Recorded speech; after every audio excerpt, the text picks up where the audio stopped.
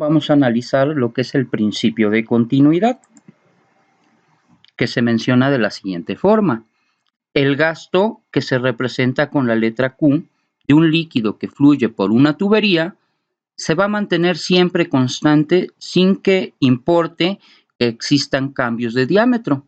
¿Qué significa eso? Pues a ver, en esta imagen, como pueden observar, esta es una tubería que tiene cierto diámetro de entrada y tenemos en alguna parte que ese diámetro disminuye.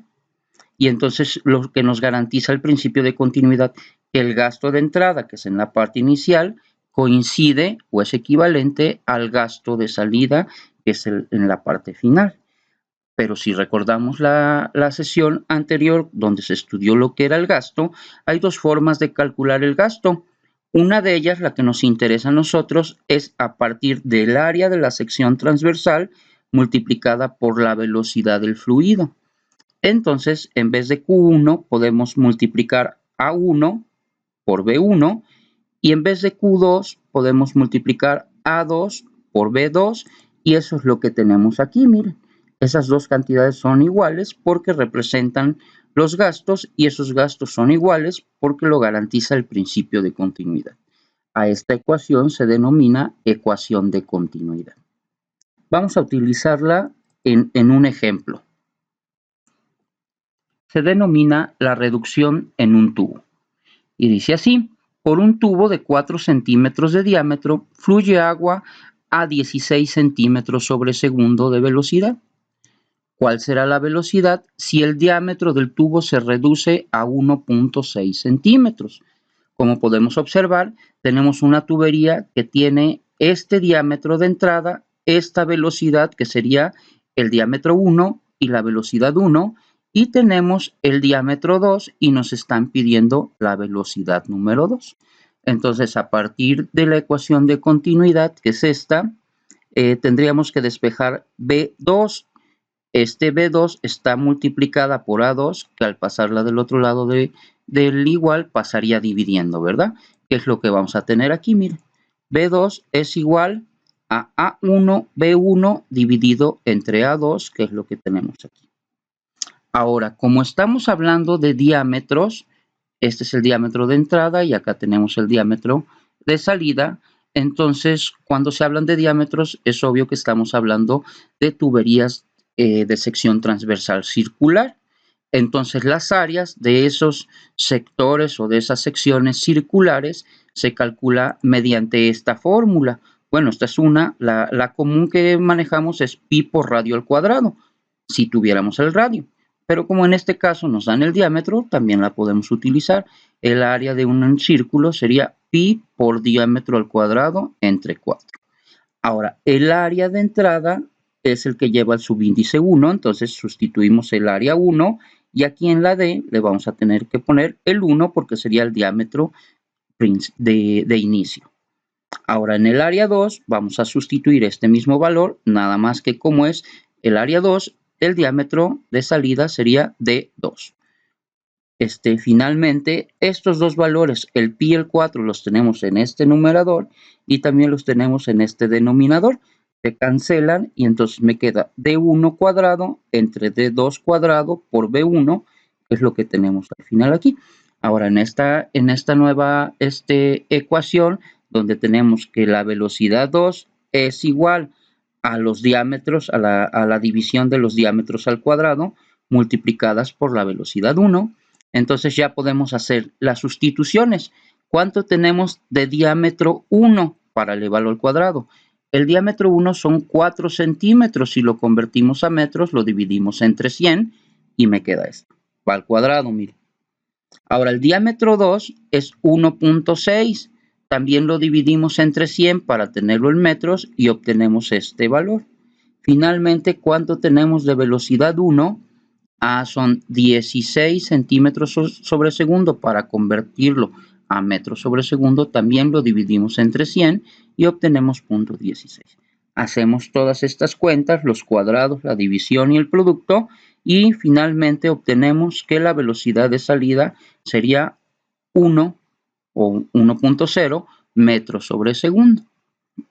Y esa sería la respuesta a nuestro ejemplo. Otro contenido también importante es el teorema de Torricelli, el cual nos dice que la velocidad que adquiere un fluido contenido en un depósito al salir por una perforación es igual a la velocidad que adquiere un cuerpo en caída libre soltado desde la superficie libre del fluido. Bueno, ¿qué significa eso? Que miren, supongamos que tenemos un contenedor con, en este caso puede ser agua, y a alguna altura con respecto a la parte superior tenemos un desagüe. Entonces, la velocidad con la que sale en este punto el agua es exactamente la misma velocidad de un cuerpo, por ejemplo, una pelota que cae libremente desde la misma altura. Y esa velocidad coincide precisamente con la raíz del doble de la gravedad por la altura. Y entonces la fórmula que caracteriza al teorema de Torricelli es precisamente esta. La velocidad de salida de un fluido es igual a la raíz del doble de la gravedad por la altura a la cual está el orificio. Entonces vamos a analizar este teorema en la puesta en práctica en un ejemplo. El ejemplo se denomina el tanque de almacenamiento y dice así: en la parte inferior de un tanque de 5 metros de altura se coloca un tubo de 39 milímetros de diámetro. ¿Con qué velocidad fluirá el agua por si el tanque está lleno? Entonces, hasta ahí termina una pregunta. Vamos a resolver antes de continuar la lectura. Entonces, como podemos ver, tenemos la altura, tenemos el diámetro y nos piden la velocidad de salida. Vamos a ver cuáles son los datos que vamos a utilizar. De acuerdo al teorema de Torricelli, para calcular la velocidad de salida en este tubo de este diámetro es la raíz del doble de la gravedad por la altura. Si observan aquí, este dato de 39 milímetros de diámetro no lo vamos a estar utilizando. Entonces, simplemente es sustituir el doble de la gravedad 9.8 y la altura, que es la que tenemos del tanque, que son 5 metros. Realizamos esta cuenta, le sacamos la raíz cuadrada y con eso obtenemos que la velocidad en el momento que sale del tanque es de 9.899 metros sobre segundo. Hasta aquí está contestada esta pregunta, es la velocidad que fluye el agua si el tanque está lleno. Ahora nos dan más información, vamos a analizarla. Dice, si el tubo de 39 milímetros, que es de diámetro, se conecta a otro de 13 milímetros, quiere decir que de 39 se le está haciendo una reducción a uno de 13. ¿Cuál será la velocidad del agua al pasar por este segundo tubo, que es el de 13 milímetros?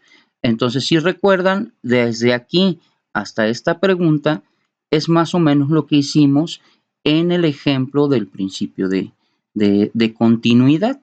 Tenemos el diámetro de entrada, ¿sí? Calculamos la velocidad inicial con la que sale y entonces tenemos el diámetro de salida y nos están pidiendo la velocidad de salida. Entonces, de acuerdo a eso, procedemos igualitito que en el ejemplo anterior. Entonces, a partir de nuestra ecuación de continuidad, tendríamos que despejar la velocidad 2, que el A2 tendría que pasar dividiendo a A1B1, que es lo que tenemos aquí. Como nos hablan de diámetros, diámetro 1, y entonces tenemos acá el otro diámetro, estamos pensando que las áreas son circulares. Entonces el área 1 se transforma en pi por diámetro 1 al cuadrado sobre 4 y lo mismo sucede con el área 2, se cancela el pi y el 4 y nuestra fórmula quedaría así. B2, que es la velocidad de salida, es igual al diámetro 1 al cuadrado entre diámetro 2 al cuadrado multiplicada por B1. Entonces fíjense, hacemos la sustitución, aquí está. Como los dos están al cuadrado, puedo tomar la división y en un paréntesis poner el cuadrado afuera, como lo hicieron aquí. A ver qué es lo que está pasando en esta parte. Aquí la duda que tenemos es por qué en el ejemplo anterior tuvimos que transformar a metros y aquí no. Jóvenes, no es necesario haber transformado nuestras unidades, porque fíjense, si aquí las tomamos en milímetros, los milímetros de arriba con los milímetros de abajo se van a cancelar. Y si yo las transformo a metros, entonces aquí me van a quedar metros y acá también metros y de todos modos se van a cancelar. Entonces, la moraleja de estos ejemplos o de estos dos conceptos, que es el principio de continuidad y el teorema de Torricelli, es que para calcular precisamente las velocidades o las áreas con el principio de continuidad no es necesario hacer la transformación de las unidades, ya sea de los diámetros o de las velocidades, siempre y cuando ambos diámetros estén en la misma unidad y ambas velocidades también estén en las mismas unidades. Entonces sustituimos el diámetro 1, que sería ¿quién? El de entrada, el inicial, que son 39 milímetros, que va aquí arriba. El diámetro 2, que es el de salida, que son los 13 milímetros. Quedamos que ambos se elevan al cuadrado, o también se vale ponerlos así, y primero dividir y después elevar al cuadrado. Y finalmente el valor de B1. El valor de B1, este es el que obtuvimos aquí, que era la velocidad recién salida del agua del tanque. Entonces hacemos estas operaciones y finalmente obtenemos que la velocidad, después de que se disminuyó el diámetro a 13 milímetros, es de 89.09 metros sobre segundo. Observen, la velocidad inicial es de 9.8, la velocidad final, después de que se hizo más pequeño el diámetro, es casi 10 veces, ¿verdad? Entonces, eso esta propiedad nosotros la aplicamos, por ejemplo, cuando tenemos una manguera, la cual está fluyendo agua. Si yo quiero que esa agua llegue más lejos o con mayor velocidad, luego decimos que salga con mayor presión, la palabra correcta sería velocidad. Entonces, ¿qué es lo que hacemos?